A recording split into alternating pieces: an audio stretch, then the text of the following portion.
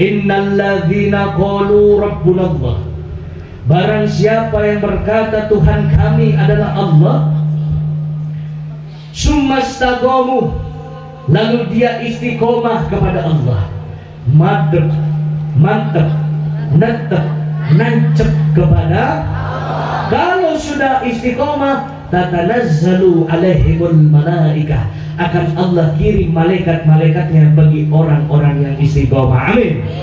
Allahumma.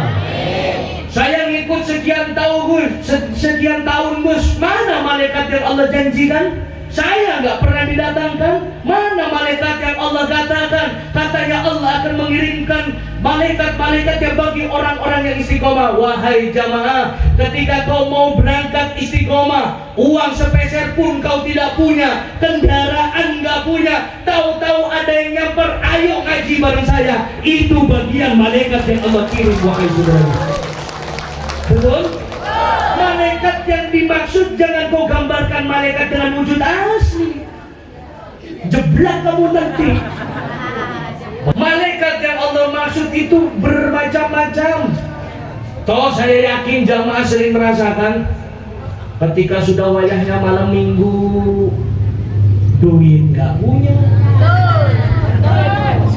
motor gak ada, hati mah pengen berangkat ngaji. Kadang dari maghrib udah rapi.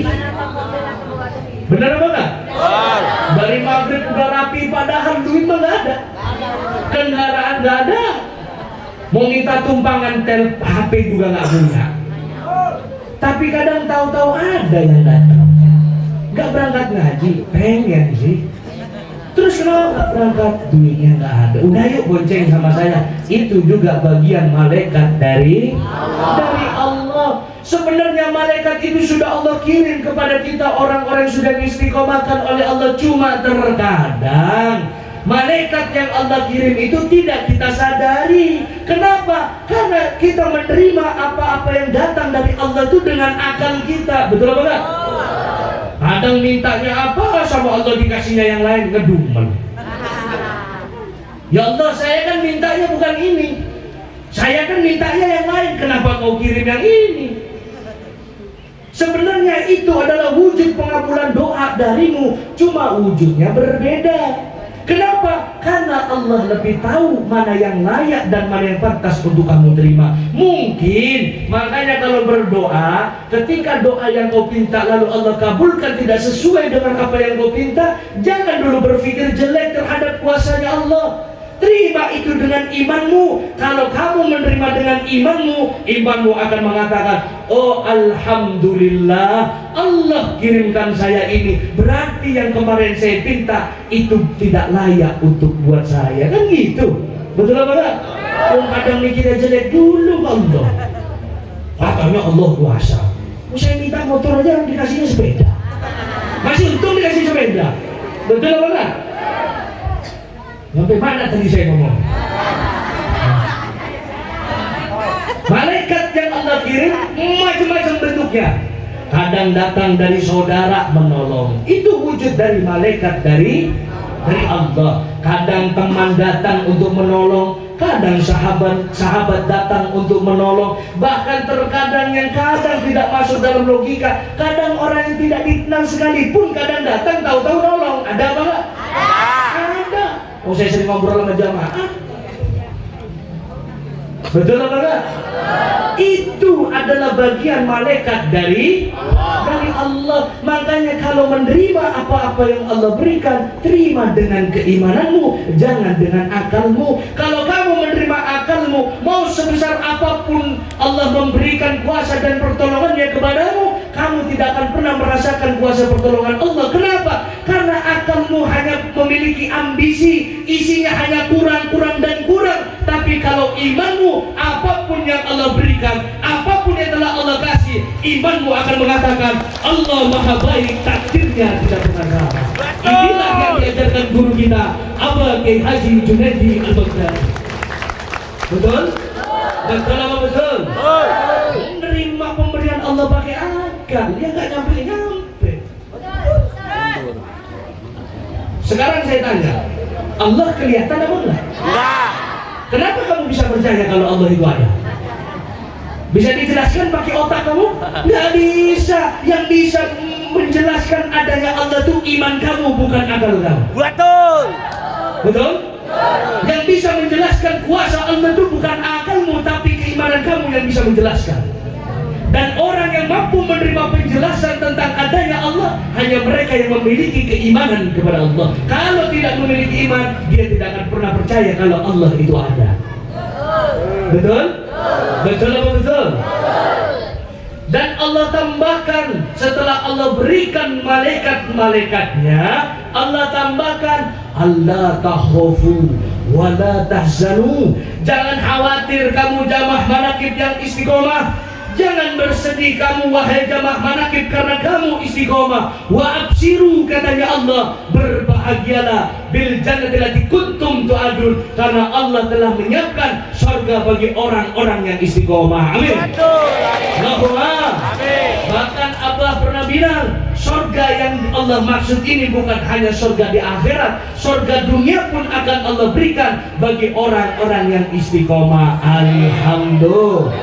Alhamdulillah. Dengerin busnya ceramah sambil selonjoran, sambil ngerokok, di depannya kopi hitam. Surga apa bukan?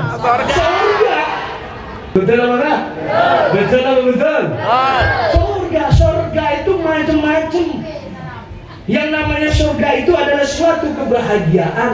Ketika kamu merasakan kebahagiaan, merasakan suatu kenikmatan, itu namanya surga. Gak usah jauh-jauh ke sono dulu. Besok aja nggak tahu hidup apa mati. Betul. Udah mikirinnya ke sono kejauhan. Gak usah jauh-jauh mikir mah. Itu masalahnya kamu dan saya. Mikirnya kadang kejauhan. Betul apa enggak? Iya, apalagi kalau punya bisnis. Ini nanti kalau bisnis saya jalan, udah janjinya banyak. Nanti kiamat saya kasih 10 juta. Ya, katanya. Apalagi dari modelnya kiamat.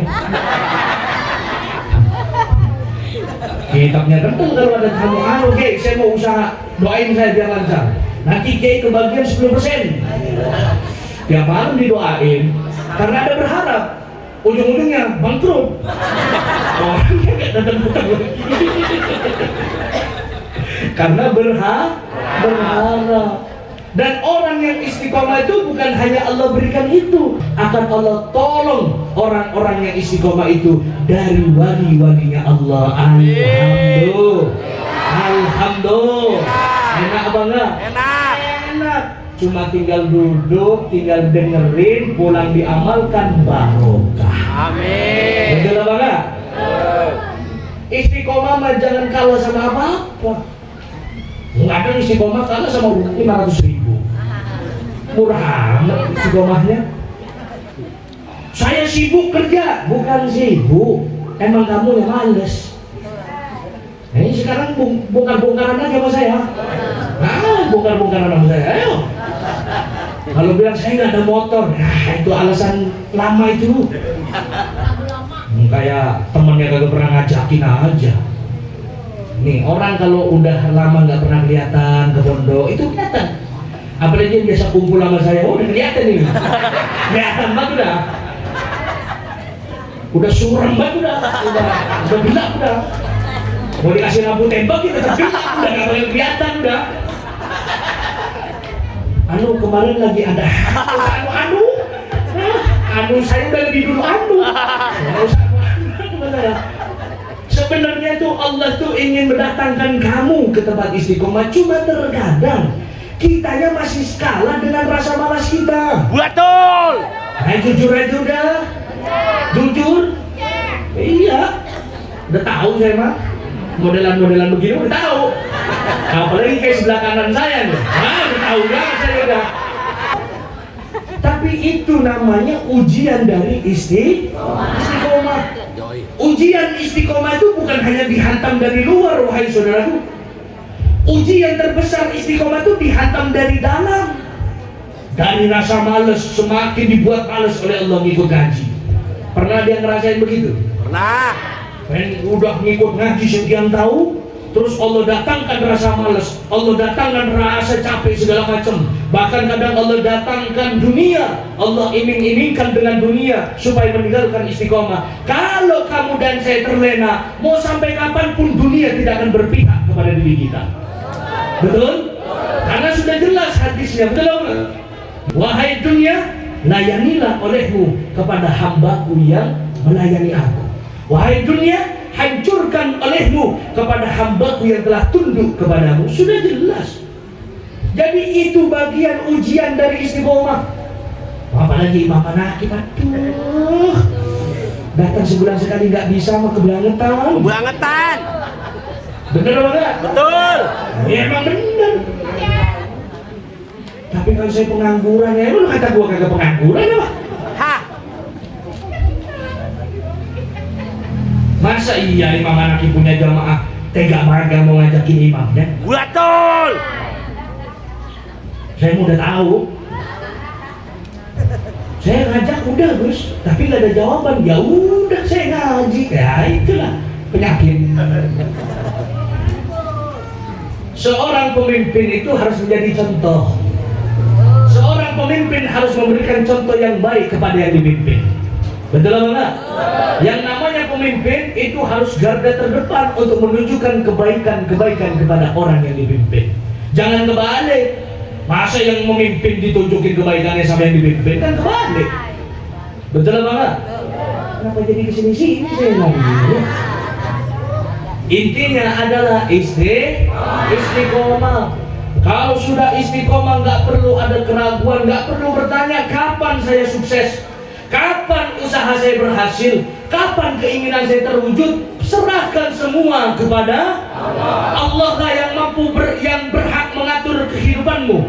Allah lah yang berhak mengatur segala keberhasilan kalian itu kapan. Allah lah yang berhak mengatur kapan kalian menjadi orang yang sukses. Kamu dan saya cukup menerima, menjalani dan menikmati apa yang sudah Allah berikan kepada diri kita. Selebihnya kembalikan semua kepada Allah. Itulah yang diajarkan oleh guru kita Abah Kiai Haji Junaidi Al-Baghdadi. Kita tuh hidup dalam aturan Allah, jadi nggak perlu ngatur-ngatur Allah. Nggak ada. Jadi hamba kebangetan songong. Sholat jarang, ngaji jarang, sekalinya minta banyak, udah gitu ngatur lagi. Kadang ke masjid aja setahun sekali, lebaran doang.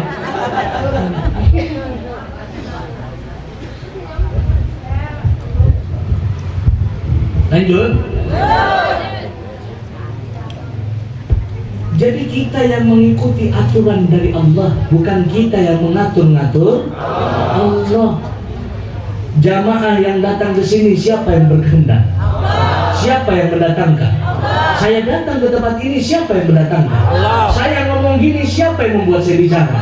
Semua adalah Allah. Jadi kita sebagai hamba mah cukup manut. Kan manusia diciptakan oleh Allah itu hanya untuk mengabdi kepada Allah. Yang namanya seorang abdi, nih seorang abdi, kalau orang yang pernah mondok pasti paham. Kalau santri ngabdi ke gurunya, jangankan suruh loncat dari atas genteng, suruh loncat ke jurang loncat. Itu seorang santri. Kenapa? Karena mengabdi betul dari hatinya. Seorang hamba tuh harusnya seperti itu. Kalau dijadikan seorang abdi, apapun yang terjadi, apapun yang diberikan, terima, jangan berprotes. Karena dia lebih tahu mana yang terbaik buat diri kita. Oh kadang kita sendiri aja kita bingung kok apa yang baik buat diri kita. Betul apa enggak? Jadi kita ngikutin aturan Allah, jangan mengikuti kemauan diri. Kita ngikut semua maunya Allah. Oh terkadang kita lebih besar maunya ketimbang kita ngikutin maunya Allah. Makanya itulah kenapa terkadang apa yang kita impikan, apa yang kita harapkan tidak pernah terwujud. Karena kita masih merasa itu adalah keinginan kita. Karena kita selama ini selalu merasa bahwasanya ini adalah cita-cita kita. Padahal semua itu adalah pemberian dari Allah. Kalau ingin terwujud, kembalikan semuanya kepada Allah. Betul apa enggak? Di dalam manaqib kita selalu diajarkan oleh guru kita. Bahkan sama imam-imam manaqib setiap malam tidak pernah berhenti dijelaskan tentang bagaimana ngikut semua maunya Allah. Kalau yang hadir malam ini nggak ngikut maunya Allah, nggak bakal banyak orang yang datang malam ini. Betul apa enggak? Betul apa betul? Jadi kita cukup ngikut maunya Allah. Jangan kita yang ngatur-ngatur Allah. Dan penuhilah segala harapan, keinginan, cita-citamu, dan di dalam istiqomahmu itu tanamkan keyakinan di dalam hatimu. Sebab apapun yang kau inginkan, apapun yang kau harapkan, sekalipun kau meminta doa dari seorang wali, kalau kamunya ragu, doa itu tidak akan pernah dikabulkan. Betul. Betul? Betul apa betul? Dan yang selama ini membuat putus pengabulan doa dari Allah, itu bukan Allah yang tidak mau mengabulkannya, bukan Allah yang memutuskan pengabulan doanya, tapi itu yang memutus adalah diri kita sendiri yang berdoa kepada Allah. Kok bisa, Gus? Ketika kita berdoa, kita yakin betul apa yang kita doakan kepada Allah. Seakan-akan kita sedang bicara dengan Allah, seakan-akan kita tahu Allah akan mengabulkan doa kita. Setelah habis doa, kadang-kadang, kebanyakan keseringan, habis doa ragu. Apa mungkin ya doa saya ini dikabulkan oleh Allah? Apa mungkin doa saya ini didengar oleh Allah? Ketika tadi kamu sudah doa mantap betul dengan keyakinanmu, selesai doa yang tadinya Allah sedang mencatat untuk pengabulan doa kamu tuh kapan, tanggal berapa, hari apa, lalu ketika Allah sedang menyatatnya untuk kapan dikabulkan kepadamu, terus kamu ada berbicara, apa mungkin seketika itu pula lah tulisan itu dicoret oleh Allah. Kenapa? Karena kamu meragukan kuasa Tuhanmu. Betul apa enggak? Betul apa betul? Kan sudah jelas, waraful ladzi jadi tasrukul yasin. Allah kuasa di atas segalanya. Segalanya adalah atas kuasa dari Allah. Apalagi yang membuat kita ragu terhadap kuasa dan pertolongan Allah? Apa kurang cerita dalam Al-Quran itu untuk membuat kamu yakin dengan kuasa dan pertolongan Allah? Bagaimana Nabi Musa dikejar tentara Fir'aun, depan lautan, belakang tentara, lalu Allah perintahkan kepada Musa, hai Musa, ketukkan tongkatmu, maka laut itu pun terbelah. Itu bagian kuasa dari Allah. Apakah itu bukan wujud kuasa dari Allah? Itu wujud kuasa dari Allah. Bukan Allahnya yang kurang kuasa, bukan Allahnya yang kurang hebat, tapi keyakinan kitanya yang masih terlalu tumpul terhadap kuasa dari Allah. Betul apa enggak? Betul apa betul? Alhamdulillah.